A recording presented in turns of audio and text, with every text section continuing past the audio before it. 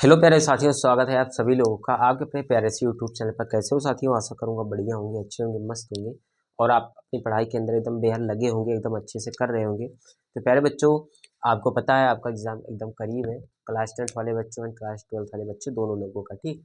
उसी चीज़ को ध्यान में रखते हुए आज प्यारे बच्चों मैंने क्लास 10th वाले बच्चों के लिए त्रिकोणमिति के उपयोग से महत्वपूर्ण क्वेश्चन लेकर आपके सामने प्रस्तुत हुआ हूँ। क्योंकि कुछ इस प्रकार से आप लोग देख सकते हो कक्षा 10 गणित त्रिकोणमिति के उपयोग का मैंने इसके पहले भी 2-3 क्वेश्चन बताए हैं जो कि आने के चांसेस होते हैं और कई बार प्रीवियस ईयर क्वेश्चन पेपर्स में आ चुके हैं। उन्हीं क्वेश्चन को मैंने उठाया है, ठीक। सो आपको पूरा वीडियो वॉच करना है, पूरे क्वेश्चन को अच्छे से समझना है, ठीक। मेरे तरफ से पूरा एफर्ट मैं करूंगा आपको समझ में आ जाए, ठीक ना। चले पहले जो वीडियो को स्टार्ट करते हैं, एकदम अच्छे तरीके से क्वेश्चन को समझ लेते हैं। बहुत अच्छा क्वेश्चन, एकदम हलवा तरीके से समझाऊंगा, आपको बढ़िया से आ जाएगा। चलो देखते हैं। इसके साथ ही पहले बच्चों आप डिस्क्रिप्शन बॉक्स को चेक कर लेना, सारे इंपॉर्टेंट क्वेश्चन की प्लेलिस्ट मैंने वहाँ पे दे दी है, ठीक। चलो क्वेश्चन है, देखो यहाँ पे कह रहा है आंधी आने से एक पेड़ टूट जाता है। एक पेड़ है, मान लेते हैं एक पेड़ यहाँ पे बना लेते हैं, ठीक। कुछ इस प्रकार से यहाँ पे कर लेते हैं, एक मिनट यहाँ पे कर लेते हैं, ठीक ना। एक पेड़ बच्चों कुछ इस प्रकार से पेड़ है, ठीक। आंधी आने से एक पेड़ टूट जाता है और टूटा हुआ भाग इस तरह मुड़ जाता है। मतलब पेड़ बच्चों एक पेड़ है और मान लेते हैं ये हमारी जमीन है, ठीक। ये जमीन पे क्या है, इस जमीन पे ये पेड़ खड़ा है, ठीक ना। और वो टूटा हुआ भाग इस तरह मुड़ जाता है। तो ये प्यारा जो पेड़ है पूरा मान लेते हैं यहाँ पर से पेड़ हमारा टूट गया, ब्रेक हो गया, ठीक ना, टूट गया पेड़ यहाँ पर से और टूटा हुआ भाग इस तरह मुड़ जाता है कि पेड़ का शिखर जमीन को छूने लगता है। देखो प्यारे बच्चों, ये पेड़ का शिखर है, ठीक। ये शिखर है पेड़ का, मतलब टॉप है, और ये क्या करता है, ये ऐसे इससे आके लच जाता है और इस जमीन को छूने लगता है, ठीक। तो ये पूरा मान लेते हैं पेड़ है, ये शिखर क्या हुआ, जमीन को आके टच कर गया, ठीक। यहाँ से देखो मैंने इसको काट दिया, ठीक। यहाँ से मैं क्या करता हूँ, ये टूट गया, मतलब इसको ऐसे ऐसे कर लेते हैं, ठीक। डैश डैश से डिनोट कर लेंगे यहाँ पे, ठीक। ये पूरा पेड़ था, यहाँ से इतना टूट गया और ऐसे आके जमीन पे मुड़ गया, ठीक। छूने लगता है जमीन को और इसके साथ 30 डिग्री का कोण बनाता है, ठीक। जब बच्चों ये टूटा हुआ भाग मुड़ के जमीन को छूता है तो जमीन के साथ ये क्या करता है, 30 डिग्री का कोण बना लेता है, ठीक। जमीन से जब संपर्क में आता है ये पेड़ का टूटा हुआ भाग जो है जमीन में जब छूता है तो इसके साथ 30 डिग्री का कोण बनाता है, जो कि क्या कहा जाता है, उन्नयन कोण, ठीक। पेड़ के पाद बिंदु की दूरी, तो ये पेड़ का ये पाद बिंदु है, ठीक। ये पेड़ का पाद बिंदु की दूरी जहाँ पेड़ का शिखर जमीन को छूता है, ये पाद बिंदु हुआ। और ये देखो यहाँ पे शिखर था पेड़ का, ये जमीन को आके यहाँ पे छूने लगा, छूता है 8 मीटर, ठीक। पेड़ के पाद बिंदु से जहाँ शिखर का पेड़ का शिखर जो है जमीन को छू रहा है उसके बीच की दूरी पैर यहाँ पे दे रखी है हमको, कितना, 8 मीटर, ठीक। 8 मीटर है। तो पेड़ की ऊंचाई ज्ञात करो। पैर बच्चों में पूरी पेड़ की ऊंचाई ज्ञात करनी है। पेड़ हमारा कहाँ से कहाँ था, कहाँ तक था, पेड़ हमारा यहाँ से लेके यहाँ तक था, ठीक। तो हमारी इसको पूरी ऊंचाई ज्ञात करनी है। चलो सबसे पहले पैर बच्चों हम यहाँ पे नामकरण कर लेते हैं। इसको मान लेते हैं ए है, इसको मान लेते हैं बी है, इसको सी मानते हैं और इसको हम पैर बच्चों यहाँ पे डी मान लेते हैं, ठीक। क्योंकि हमें पूरा मानना पड़ेगा क्योंकि ये पूरा यहाँ से यहाँ तक ही पेड़ था हमारा, ठीक। पूरा पेड़ था और ये पेड़ क्या हुआ, सी से लेकर डी तक यहाँ पे हमारा टूट के मुड़ गया ऐसे, ठीक, यहाँ पे, ठीक। तो हमारी जो टोटल पेड़ की लंबाई क्या होगी, टोटल पेड़ की हमारी अगर हम लंबाई देखेंगे तो ए सी प्लस सी डी होगी, पूरे टोटल पेड़ की लंबाई, ठीक। लेकिन जो सी डी वाला पार्ट है प्यारे बच्चों वो मुड़ गया है किस तरफ, बी की तरफ। तो पूरा पेड़ की लंबाई हमारी क्या होगी, सी होगी, बी होगी, यानी सी बी होगी, ठीक।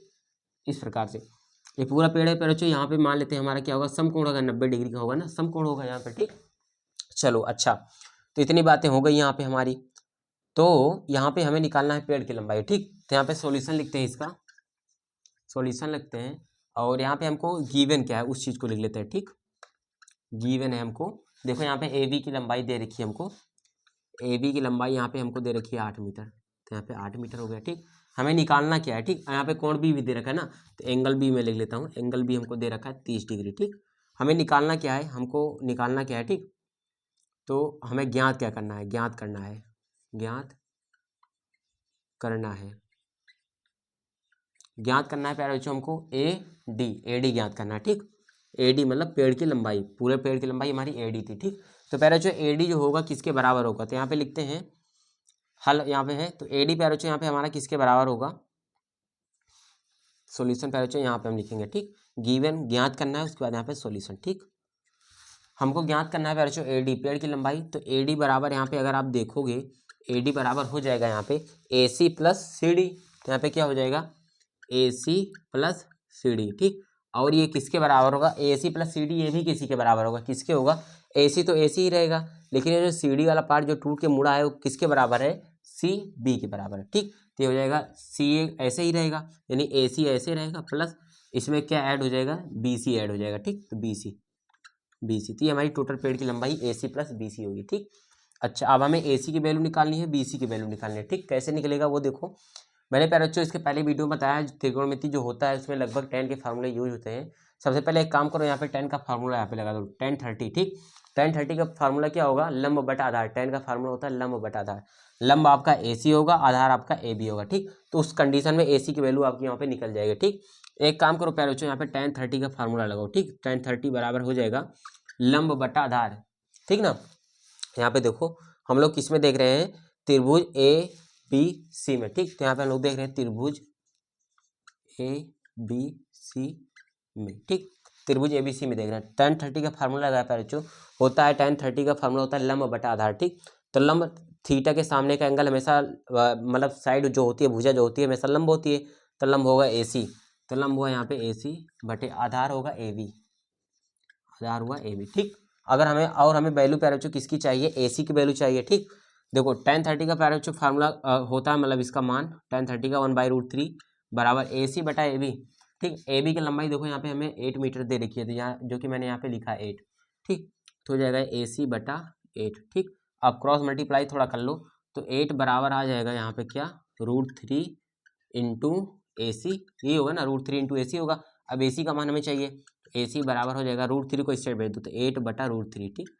तो AC की लंबाई प्यारे बच्चों हमको निकल गई, AC का मान निकल गया 8/√3, AC का मान निकल गया 8/√3, ठीक। अब AC का निकल गया, लेकिन हमको प्यारे बच्चों यहाँ पे चाहिए CV का भी चाहिए, ठीक। BC का चाहिए। अब BC में क्या होगा, BC हमारा क्या प्यारे बच्चों, कर्ण है, ठीक। BC हमारा क्या है, कर्ण है, और ये हमारा आधार है। तो कर्ण और आधार में प्यारे बच्चों क्या संबंध होता है वो देखो, कर्ण आधार होता है लाल बटा कक्का, एक फार्मूला आप लोगों ने पढ़ा है, लाल बटा कक्का होता है आधार बटे कर्ण, ठीक। अगर हम लोग आधार और कर्ण को लेते हैं तो किसका फार्मूला होता है, कॉस का। ये हमारा किसका फार्मूला होता है, कॉस का, ठीक, कॉस थीटा। तो यहाँ पे पहले हम लोग cos 30 का फार्मूला लगा लेते हैं, ठीक ना, cos 30 का। चलो यहाँ अब हम क्या करेंगे, cos 30 का भी फार्मूला लगा लेते हैं, ठीक। cos 30 बराबर पे अच्छा हो जाएगा आधार बटा कर्ण, आधार आपका है AB, तो यहाँ पर मैं लिख लेता हूँ AB बटा कर्ण हमारा प्यारे बच्चों क्या है, BC, क्योंकि हमें BC की वैल्यू निकालनी पड़ेगी भाई, ठीक। हमें BC चाहिए, तो इसीलिए हम cos का फार्मूला लगा रहे हैं, ठीक। तो आधार बटा कर्ण मतलब हमें चाहिए AB बटा BC हो जाएगा। अब सर आप लोग पूछोगे ये सर इसमें भी तो कर्ण है, लेकिन इसमें देखो लंब है सर, ठीक। लंब हमें AC है, AC की भी वैल्यू हमें नहीं पता है, ठीक। हम ऐसा संबंध निकालते हैं जिसमें हमारा केवल एक ही वेरिएबल हो, ठीक। इसमें देखो हमारा AB का मान पता है, केवल हमारा वेरिएबल जो होगा BC होगा, ठीक। BC हमारा केवल वेरिएबल होगा, AB का मान तो हमें दे रखा है, इसलिए हम लोगों ने cos का फार्मूला यहाँ पे लगाया, ठीक ना, ये होता है। अब cos 30 का फार्मूला पहले जो होता है √3/2, ठीक। √3/2 बराबर AB का मान पहले देखो हमें AB का मान दे रखा है 8, तो ये हुआ 8 अपान, और BC का मान देखो यहाँ पे हमें निकालना है, ठीक। तो BC हो गया। अब देखो √3 का BC में मल्टीप्लाई करो तो √3 इंटू BC, ठीक। √3 इंटू BC बराबर हो जाएगा 8 दूना 16, ठीक। अब BC बराबर यहाँ से निकालोगे, देखो यहाँ से BC बराबर जब निकालोगे प्यारे बच्चों, देखो थोड़ा BC बराबर जब निकालोगे तो इधर √3 मल्टीप्लाई में इधर आएगा तो डिवाइड में, तो 16 बटा √3 आ जाएगा, ठीक। ये BC का मान हो जाएगा, BC का मान 16 बटा √3। अब हमें करना क्या है, हमें टोटल पेड़ की लंबाई ज्ञात करनी है, यानी AD हमें ज्ञात करना है, टोटल हमें ज्ञात करना है, ठीक। तो AD बराबर होता है AC प्लस CD, और AC प्लस CD बराबर होगा AC प्लस BC। अब देखो AC का मान हमें निकल गया, BC का मान भी हमें निकल गया, ठीक। दोनों को ऐड कर लेते हैं, तो AD बराबर हो जाएगा यहाँ पे AC प्लस BC, ठीक। अब AC का मान है 8 बटा √3, हो गया 8/√3 प्लस BC का मान है 16 बटा √3, ठीक। ये हो गया 16 बटा √3। अब देखो हर दोनों का सेम है, तो ऊपर जो होगा हमारा अंश जुड़ जाएगा, 16 4 20 4 24 बटा √3 आएगा, ठीक। 24 बटा √3, ठीक ना, 24 बटा √3। अब देखो थोड़ा इसका मैं सॉल्यूशन यहाँ पे कर देता हूँ एक बार और, ठीक। 24 बटा √3 को क्या लिख सकता हूँ, देखो 24 को प्यारे में लिख सकता हूँ 3 इंटू 8 और डिवाइडेड बाई √3 हो जाएगा, ठीक। 3/24 बटा √3। अब 3 कब आता है प्यारे, 3 जब हमारा आता है, जब हम क्या करते हैं यहाँ पे देखो 3 हमारा जब आता है जब √3 इंटू √3 करते हैं तो हमारा 3 आता है, ठीक। यानी 3 को हम क्या कर सकते हैं, √3 इंटू √3 लिख सकते हैं।